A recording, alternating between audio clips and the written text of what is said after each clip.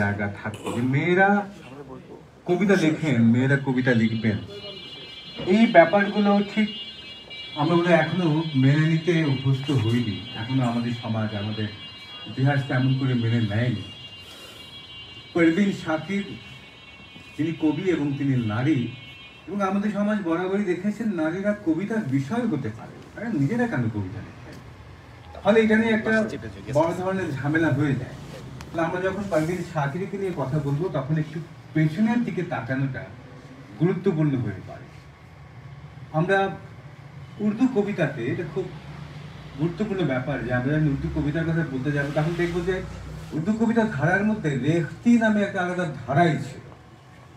এই রেখতি ধারাটা শুরু হয়েছিল যাকে বলা হয় অষ্টাদশ শতাব্দীতে। আমরা সাদাত ইয়ার আলী খান রঙ্গিন, তার মধ্যে প্রথম রেখতি ধারাটাকে সুস্পষ্ট রূপে চিহ্নিত করতে পারে।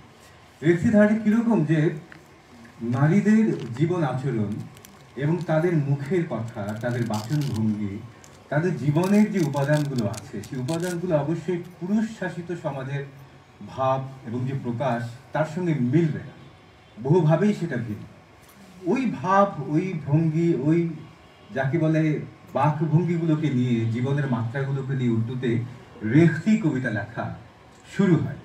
এবং আপনারা জেনে আপনাদের হয়তো বিস্ময় লাগবে যে উর্দুতে লুগাতুন নিসা নামে একটা, লুগাত মানে ডিকশনারি, একটা ডিকশনারি আছে উর্দু ভাষায়, লুগাতুন নিসা। লুগাতুন নিসা মানে শুধুমাত্র মেয়েদের কথা, মেয়েদের ভাষা এবং মেয়েদের যে মুহাওরা, ইডিয়ামস, এইগুলোকে নিয়ে একটা ডিকশনারি তৈরি হয়েছিল মেয়েদের ভাষাকে। তার মানে মেয়েদের জগৎটাকে এই কবিরা এবং এই অন্তত ভাষা যারা চর্চা করতেন, এই ভাষার যারা পণ্ডিতরা ছিলেন, তারা আলাদা করে ওই ভাষার ভেতরে, উর্দুর ভেতরেই শুধুমাত্র মেয়েদের ভাষাটাকে, উর্দুটাকে আলাদা করে একটা অভিধান তৈরি করেছিলেন, লুগাতুন নিসা। তার মানে এই মেয়েদের জগৎটাকে উর্দু ভাষা এবং কবিতা আলাদা করে চিহ্নিত করতে পেরেছে। এখানে একটা গুরুত্বপূর্ণ বিষয় বলে দিই, আমাদের প্রাচ্যে নারীদেরকে কিন্তু শুধুমাত্র কবিতার বিষয় করে ধরা হয়, এই কথাটা যদি বলি তাহলে অর্ধ সত্য বলা হবে।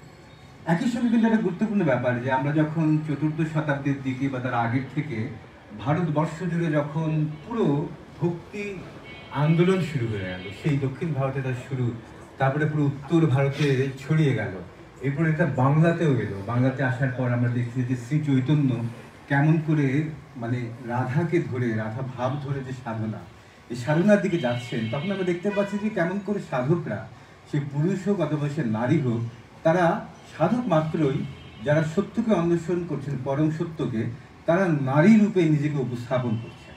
আপনি ধরে রাখুন যে আমার মনে পড়ছে এই মুহূর্তে যে বুল্লে শাহ, একজন পাঞ্জাবি সুফি কবি, তার একটা চমৎকার কবিতা, তিনি কেমন করে বলছেন যে বুল্লে নুন সমঝাওয়ান আইয়া ভেনাতে ভাই যাইয়া মানলে বুলিয়া সাড়া কোনো ছাড় দে পাল্লা রাইয়া। মানে বুল্লাকে বুঝাতে এসেছে, বুল্লাকে মানে বুঝিয়ে শুনিয়ে ঘরে রাখতে এসেছে তার বোনেরা, তার মানে ঘরের নারীরা, তাকে বুঝিয়ে শুনিয়ে ঘরের মধ্যে রাখতে এসেছে। কিন্তু বুল্লাহ বলছে যে বুল্লাহ, আমাকে যে তুমি বোঝাতে এসছো, আমার মধ্যে তো আমি বলতে কেউ নেই, আমার মধ্যে এখন শুধু আছে আমি যাকে ভালোবাসি, তার সম্পূর্ণ অস্তিত্বে আমার নিজের অস্তিত্ব ঢাকা পড়ে গেছে। এই যে বুল্লাহকে বোঝাতে এসেছে, এই বোঝাতে আসানোর মধ্যে কিন্তু আপনি বাংলাতেও দেখতে পাবেন যে কেমন করে আমার ঘরের ননদীরা, কেমন করে আমার ঘরের শাশুড়িরা রাধাকে কেমন করে আটকে রাখে, কৃষ্ণের বিরহে বাঁশির আওয়াজ শুনে ছুটে যাওয়ার থেকে আটকে রাখে, তাদের ভয়ে কেমন করে রাধা কৃষ্ণ অভিসারে বের হতে পারেন না। আবার একইভাবে আমাদের এখানে বাউল আব্দুল করিমের কথা ধরুন, এই যে নারী বেশে সাধনা, আমার কেউ সুইও না গো সজনী, আমি কুলহারা কলঙ্কিনী, এই যে নিজেকেই বন্ধুদেরকে বলছেন সজনী, আমার কেউ সুইও না গো সজনী, আমি কে, আমি কুলহারা কলঙ্কিনী, সখী তোমরা উপায় বলো না, এই জন্মে দূরত হইল না। কার দুঃখ দূর হলো না? সখী তোমরা উপায় বলো না, এই জন্মে দূরত হইল না, বাউল করিমের পেরেশানি। এই যে বাউল করিম নিজেকে বলেন নারী, আমি রাধাভাবে সাধনা করছি, সখী তোমরা উপায় বলো না, সখীদের কাছে জানতে চাইছেন কেমন করে বাউল আব্দুল করিমের দুঃখ বেদনা দূর হবে। আর তিনি নিজেকে তিনি সেই তার পরম প্রিয়র অন্বেষণে তিনি কলঙ্কিনী হয়েছেন। জগতের কোনো প্রথা, জগতের কোনো নিয়ম তিনি মানতে আর রাজি নন। তিনি কেবলমাত্র তার পরম প্রিয়কে চান। তাকে ছাড়া বাকি সব কিছু শূন্য, বাকি সব কিছু অর্থহীন। ফলে তিনি কে? আমি কুলহারা কলঙ্কিনী, আমারই কেউ সুইয় না গো স্বজন। ফলে এই যে নারী বেশে সাধন করা, নিজেকে নারী বলে উপস্থাপন করা, এই প্রবণতা কিন্তু ভারতবর্ষে অতি প্রাচীন, অনেক আগের থেকেই সেটা হয়ে আসছে। রাধাকৃষ্ণের বেশে এই সত্যকে অন্বেষণের ধারা, এটা একেবারেই অতি প্রাচীন আমাদের এখানে। বাংলায় তো আমাদের অনেক দিন ধরেই সেটা চলে আসছে, ভারতবর্ষে সেটা দীর্ঘদিন ধরেই চলে আসছে। ফলে আবার যখন আমির খুসরোর দিকে যান, আমাদের ভারতবর্ষের একজন অত্যন্ত বড় মাপের মানুষ, সঙ্গীতের যে ক্ষেত্রে যিনি একটা গুরুত্বপূর্ণ ভূমিকা পালন করেছেন। বলা হয় যে খেয়াল নামের যে ধারা, এই খেয়ালের ধারাখানি গড়ে তুলেছেন আমির খুসরো। বলা হয়ে থাকে যে তবলা যিনি তৈরি করেছেন, তবলা, সে তবলা তৈরি হয়েছে আমির খুসরোর হাতে। সে তার, যেটা সেহ তার ফার্সি থেকে এসছে, সেতার যন্ত্রখানি তার তৈরি করা। তার মুর্শিদ যিনি, তার গুরু যিনি নিজামুদ্দিন আউলিয়া, নিজামুদ্দিন আউলিয়ার তিনি বড়ই অনুরাগী ছিলেন। নিজামুদ্দিন আউলিয়া নিজেও তার বড় অনুরাগী ছিলেন। কিন্তু একবার নিজামুদ্দিন আউলিয়ার সঙ্গে তার কিছুদিনের জন্য দেখা হওয়া বন্ধ হয়ে গেল। তিনি দিল্লির বাইরে গিয়েছিলেন মাস 6 জন্য। এর মধ্যেই নিজামুদ্দিন আউলিয়ার মৃত্যু হয়। তার তিরোধানের পর ফিরে যখন এলেন নগরের মধ্যে দিল্লিতে আবার আমির খুসরো, তখন আমির খুসরো তার সমাধির পাশে গিয়ে সেই সমাধির দিকে তাকিয়ে আমির খুসরো তাৎক্ষণিক যে পংক্তিখানি পড়েছিলেন সেটাও লক্ষ্য করে দেখুন। गोरी सोए सेज पर, मुख पर डारे केस, चल खुसरो तघर अपनी, अंधेरा भायो चौदेश। সুন্দর সুন্দর বলছে, কিন্তু আমির খুসরো বলছে সুন্দরী, গৌরী, সোয়ে সেজ পার, মাটির বিছানায় ঘুমিয়ে আছে সুন্দরী, মুখ পর ডারে কেস। সে তার কালো আজানো লম্বিত কেশ দিয়ে তার সুন্দর মুখ ঢেকে রেখেছে।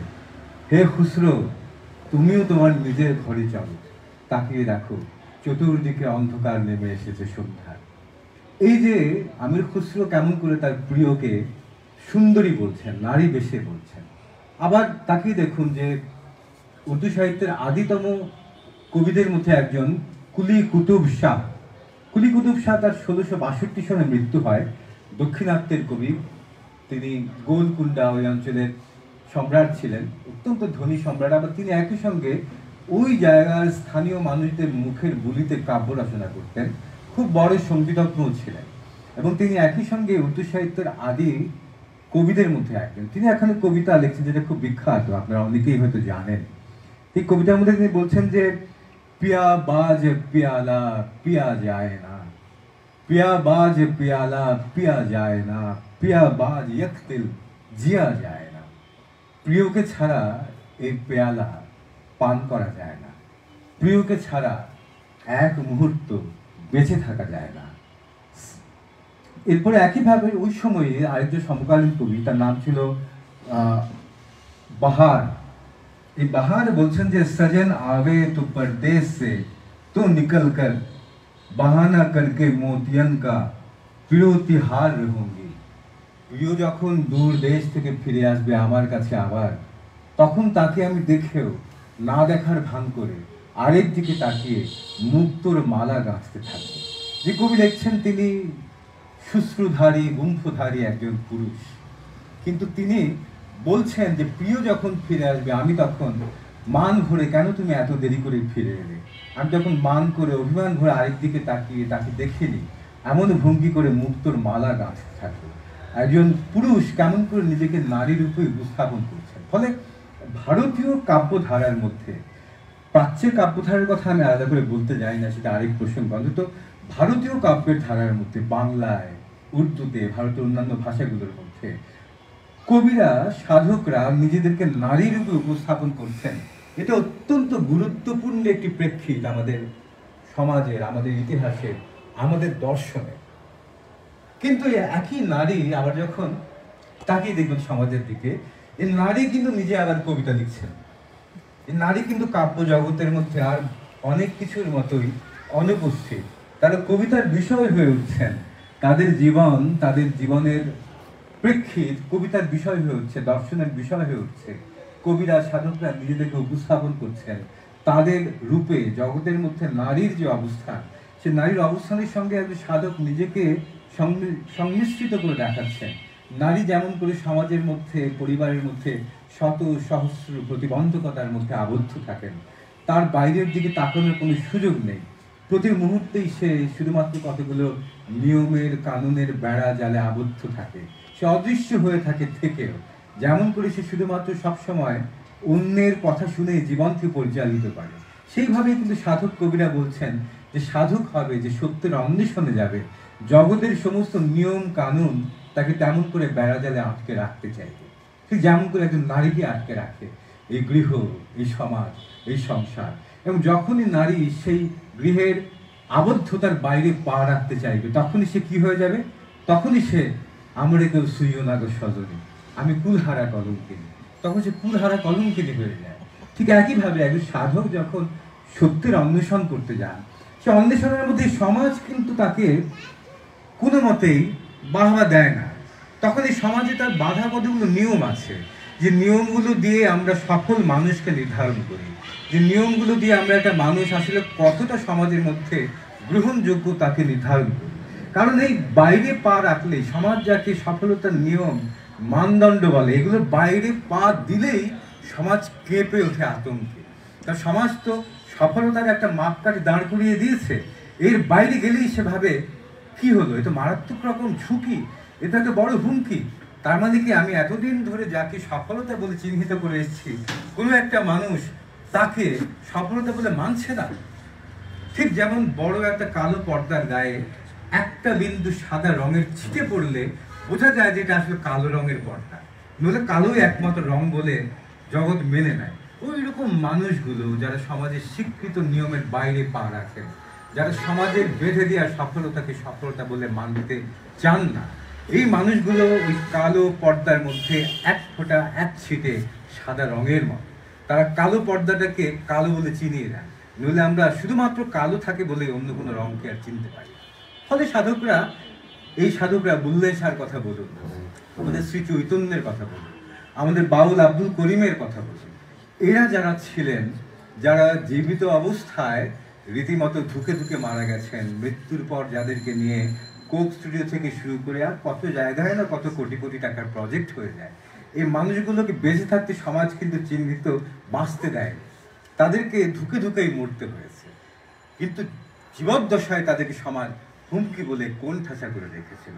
ফলে এই সাধকরা তারা জানতেন, তারা এই হুমকির কথা জানতেন, তারা জানতেন যে এই জীবন সমাজের বেড়া জালকে অতিক্রম করতে যাওয়া মানে সমাজের বিদ্যমান প্রথার, বিদ্যমান সমস্ত প্রতিষ্ঠানের প্রবল প্রতিহিংসার শিকার হয়ে তাকে প্রচণ্ড মূল্য দিতে হবে, এটা তারা জানতেন। ফলে সাধকরা এই নিজেদেরকে নারীদের মতো করে উপস্থাপন করেছেন। আবার এও সত্যি একই সঙ্গে যে এই নারীরাই কিন্তু আবার আমাদের সমাজের মধ্যে কিন্তু তাদের কবিতা, তাদের কাব্য আমরা দেখতে পাই না ইতিহাসে কি পেছন দিকে তাকালে। তারা নিজেরা কবিতার বিষয় হয়েছেন, তারা কাব্যের বিষয় হয়েছেন, কিন্তু তারা নিজেরা কাব্য লিখেছেন, সেই কাব্য এই সমাজ তাদেরকে কবি রূপে স্বীকৃতি দেয়। এই এতগুলো কথা বলা এই জন্যই, যখন আমি পারভীন শাকিরকে নিয়ে কথা বলি, তখন শুধুমাত্র কবিকে নিয়ে কথা বলছে ভাবার আর কোনো সুযোগ থাকে না। কারণ পারভীন শাকির আমাদের সমাজে একজন নারীও বলে। ফলে এই পারভীন শাকিরকে নিয়ে কথা বলার সময় আমাদের মনে রাখতে হবে যে তারা এই কাব্যধারার মধ্যে কবিতার বিষয় রয়েছে। মা হলাকা চান্দার কথা আসতে পারি আমি, অথবা তার আগে যেতে পারি আমাদের এই উত্তর ভারতের যে সংস্কৃতি ছিল তাওয়ায়েফ সংস্কৃতি। এই তাওয়ায়েফ সংস্কৃতির মধ্যে সুন্দরী নারীরা, তারা নৃত্য, গীত, পটীয়সী, তারা ভাষার অপূর্ব ভান্ডার তাদের মধ্যে সঞ্চিত ছিল। তারা কোঠে ওয়ালে তাওয়ায়েফ ছিলেন, কোঠে ওয়ালে তাওয়ায়েফ না এমনও ছিলেন। এই কথাগুলো আমি বলছি যখন, তখন আমার পাশে হাইকেল ভাই বসে আছেন। হাইকেল ভাই নিজেই একজন চমৎকার মানুষ, একজন চমৎকার কবি। আমি তার স্নেহধন্য, তিনি আমার পাশে বসতে রাজি হয়েছেন এই অর্বাচীনের পাশে। অর্বাচীন দুই অর্থেই, অর্বাচীনের আসল অর্থ কিন্তু যার বয়স কম। এই অর্থেও আমি অর্বাচীন হাইকেল ভাইয়ের পাশে। আর হাইকেল ভাইয়ের একটা পরিচয়, তিনি মানুন আর না মানুন, আমি বরাবরই দিই, তিনি নওশাদ নুরির সন্তান। নওশাদ নুরি, তার কথা বলার সময় কানে আঙুল ছোঁয়া না। নওশাদ নুরি কত বড় কবি আমাদের, মানে আমি দুঃখ হয়, কত বড় কবি আমাদের ধারণাও নেই, আসলে ধারণাও নেই। প্রায় কথা হয় হাইকেল ভাইয়ের সঙ্গে যে নওশাদ নুরিকে নিয়ে একখানি সংকলন করা, এটা অনিবার্য একটা সময় দাবি হয়ে গেছে। হাইকেল ভাই আমরা এটা করবো করবো, আমি যা বলি তা করি, হয়তো সময় লাগে কিন্তু হয়। তো হাইকেল ভাই আমার পাশে বসে আছেন, তার জন্য আমি ধন্যবাদ জানিয়ে দিচ্ছি। হাইকেল ভাইয়ের পাশে আমি তাকে অভিবাদন জানাচ্ছি। আপনারা নওশাদ নুরি পুত্র হাইকেল ভাইকে একখানি করদান দিলেন। আমি আবার ফিরে আসি পূর্ণ প্রসঙ্গে। তো তাওয়ায়েফরা উর্দু ভাষা, সাহিত্য, সঙ্গীতে এই এন্টারটেনমেন্ট ইন্ডাস্ট্রি জগৎ শুরু হওয়ার আগে এই তাওয়ায়েফরা নিজেরাই ছিলেন সেই এন্টারটেনমেন্ট ইন্ডাস্ট্রির এক একজন বড় বড় ব্যক্তিত্ব, বড় বড় ব্যক্তিত্ব। তারা এক একটা তাদের কোঠা থাকতো, সেখানে তারা রীতিমতো ভাষায়, সাহিত্যে, কাব্যে, নৃত্যে, গীতে তারা সুপ্রশিক্ষিত ছিলেন। তাদের অধিকাংশই ছিলেন বড় বড় কবি। তারা নিজেরা গান গাইতেন, কবিতা লিখতেন, অসম্ভব নৃত্যবিদ্যায় পারদর্শীও ছিলেন তারা। এই তাওয়ায়েফ যাদেরকে বলা হয়, তাদেরকে সাধারণ অর্থে বারাঙ্গনা মনে করার কোনো কারণ নেই। জাপানেও এরকম একটা সংস্কৃতি আছে, আপনারা জানেন। সেই সংস্কৃতির মতে আমাদের উত্তর ভারতেও তারা ছিলেন আসলে অত্যন্ত সম্মানিত মানুষ। এবং ধনীরা, যারা রইস, তারা তাদের সন্তানদেরকে এই তাওয়ায়েফদের আসরে পাঠিয়ে দিতেন। কেন? কেমন করে ভদ্রলোকেরা কথাবার্তা বলে, আদব কায়দা কেমন করে চালাতে হয়, নয়তো ভদ্র সমাজ শিখতে উঠতে বসতে পারবে না। এখানে পিতারা তাদের সন্তানদেরকে, পুত্র সন্তানদের তাওয়ায়েফদের আসরে পাঠিয়ে দিতেন যে ওখানে যাও, কেমন করে লোকজনের সঙ্গে কথাবার্তা বলতে হয়, আদব কায়দা কেমন করে শিখতে হয়, এগুলো শেখার জন্য তাওয়ায়েফদের কোঠিতে যাও। এই তাওয়ায়েফরা অনেকেই অনেক বড় বড় কবি ছিলেন, কিন্তু সেই কবিদের মধ্যে তাদের কাব্য কেউ আলাদা করে জানে না।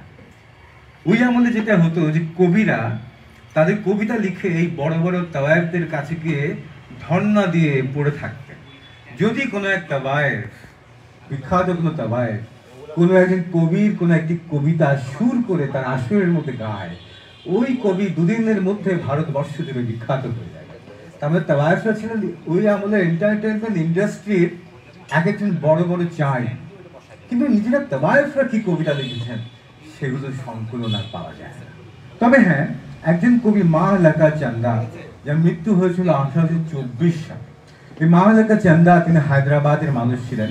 হায়দ্রাবাদের নিজামের দরবারে তিনি একজন আমলা ছিলেন, বড় একজন ওমরা ছিলেন, বড় একজন ওমরা ছিলেন, মানে একজন মন্ত্রী, সোজা কথায়। মাহলাকা চান্দা তিনি খুব ভালো বন্দুক চালাতে জানতেন, খুব ভালো ধনুর্ধারী ছিলেন, তিনি একই সঙ্গে খুব ভালো সঙ্গীতজ্ঞ ছিলেন, তিনি একই সঙ্গে খুব ভালো যুদ্ধবিদ্যা একজন বিশারদ ছিলেন। এবং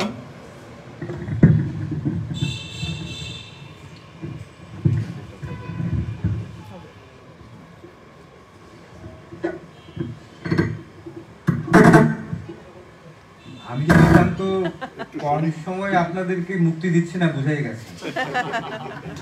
হাত হাত মুক্ত করেছি মানে এখন আমরা কোনো দায় নেই, আমাদের অধীনে কে, দেখা যাক কে পারে। তো এখন এই মাহলাকা চান্দা, তিনি উর্দু ভাষার একজন প্রথম দিককার সাহেবে দিওয়ান। সাহেবে দিওয়ান মানে যার একখানি প্রথাগত কায়দায় যিনি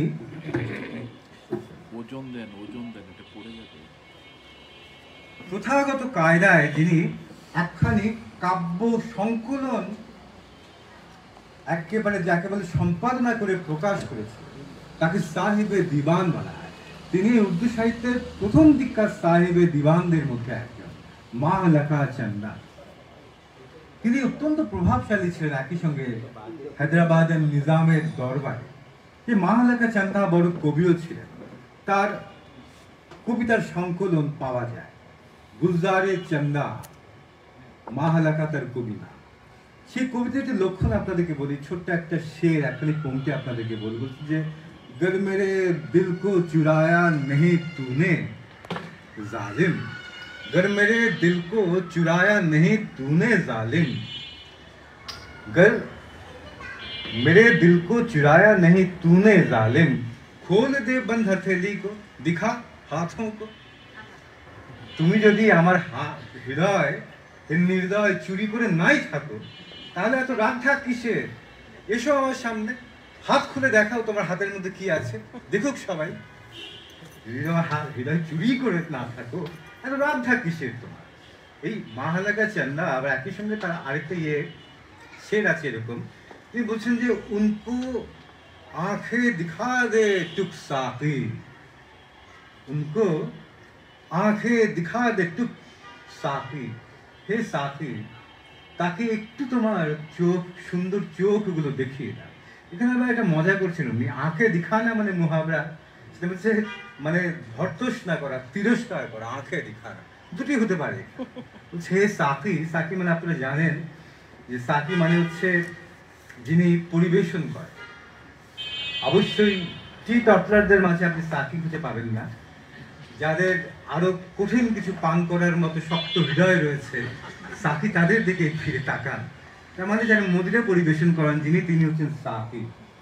বলছেন যে সবকি নজরোं में हो साकी ये जरूरी है मगर सब पे साकी का नजर हो ये जरूरी तो नहीं।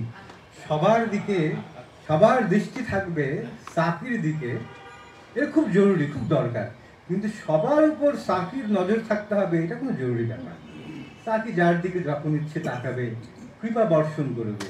সাকি যখন যাকে ভালো মনে হয় তার পাত্রে মদিরা ঢেলে দেবে, বাকিরা মরুভূমির মধ্যে তৃষ্ণার্ত হয়ে মরবার মতো ছটফট করবে। এটাই জগতের নিয়ম, কিচ্ছু করবার নেই। আবার গালি বেজে গেছে, বলছেন যে পিলা দে ওক সে সাকি जो मुझसे नफरत है, पिला दे ओक से साकी जो मुझसे नफरत है, प्याला अगर नहीं नहीं देता न दे शराब तो दे।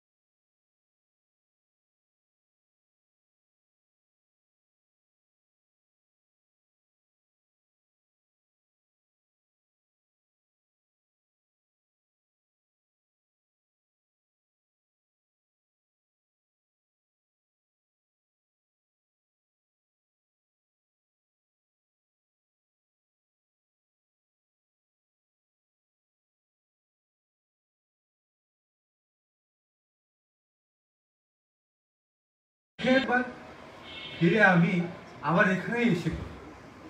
ওই যে সুভাষের একটা কবিতা আছে, বলো পাখি কৃষ্ণ কৃষ্ণ, বলো পাখি রাধে রাধে রাধে, আমি তার কাছে থাকি সুখে, যে আমারে ছেড়ে দিয়ে বাঁধে, বেঁধে দিয়ে ছাড়ে যত দূর পায়, আমি তার কাছে থাকি সুখে। পারভীন শাকির মনে এই কথাই বলছেন যে ও আমাকে ছেড়ে দিয়ে দেখুক একবার, আমি আবার তো ফিরে এখানেই আসবো। পরবর্তীকালে অবশ্য এতটা আস্থা পারভীন শাকিরের আর ছিল না জগৎ জনের উপর। তিনি বলছেন যে মেরে পাস সে যে গুজরতা, मेरे पास से जो गुजरता मेरा हाल तक न पूछा। পরবর্তী দেখুন, আমার পাশ দিয়ে যাওয়ার সময় সে জানতেও চাইলো না আমি কেমন আছি। मेरे पास से जो गुजरता मेरा हाल तक न पूछा, मैं कैसे मान जाऊं वो दूर जाके रोए। আমার পাশ দিয়ে যাওয়ার সময় যে একবার জানতেও চাইলো না আমি কেমন আছি, আমি কেমন করে বিশ্বাস করি সে দূরে গিয়ে কাঁদবে আমার জন্য, কেমন করে বিশ্বাস। আহমেদ ফরাজ আবার দেখুন একই জায়গা থেকে বলছেন, আহমেদ ফরাজ অবশ্যই একটু অন্য ভাবনার, তার ভাবনার জগৎটা হয়তো আরো বেশি আত্মবিশ্বাসী। তিনি বলছেন যে মেরে পাস সে যে গুজরে তো জুনু মে থে ফরাজ, সে আমাকে ছেড়ে যাওয়ার সময় একটা জেদ ছিল, পাগলামি ছিল, ঝগড়ার বসে, রোখের বসে সে আমাকে ছেড়ে চলে গেছে। मेरे पास से जो गुजरे तो जुनू में थे फराज, जब दूर जाके सोचा तो जार जार रोए। উল্টো ফরাজ বলছেন যে সে যখন আমার রোখে বসে, জেদের বসে সে যখন আমাকে ছেড়ে গেল, পাগলামির বসে ছেড়ে গেছে আমি জানি, দূরে গিয়ে যখন ভাববে আমি কি করলাম, তখন সে জার জার রয়ে ডুকরে ডুকরে কেনেছে আমি নিশ্চিত। পারভীন শাকির তা মনে করেন না। পারভীন শাকির বরং উল্টো মনে করেন যে আমার পাশ দিয়ে যাওয়ার সময় যে জানতেও চায় না আমি কেমন আছি, আমি কেমন করে বিশ্বাস করি যে সে দূরে গিয়ে আমার কথা ভেবে কাঁদবে। ফলে পারভীন শাকির নিজেকে যখন উপস্থাপন করছেন তখন তিনি জগতের ব্যাপারে যেন আগের চাইতে অনেক বেশি নির্মোহ। তিনি জগতের ব্যাপারে অতটা বিশ্বাস টিশ্বাস রাখেন না। তিনি জানেন যে পৃথিবী আসলে ঠিক যতটা তাকে ভালোবেসে আমি দেখি, এই পৃথিবী বোধ হয় ততটা ভালোবেসে আমার দিকে তাকায়। আমি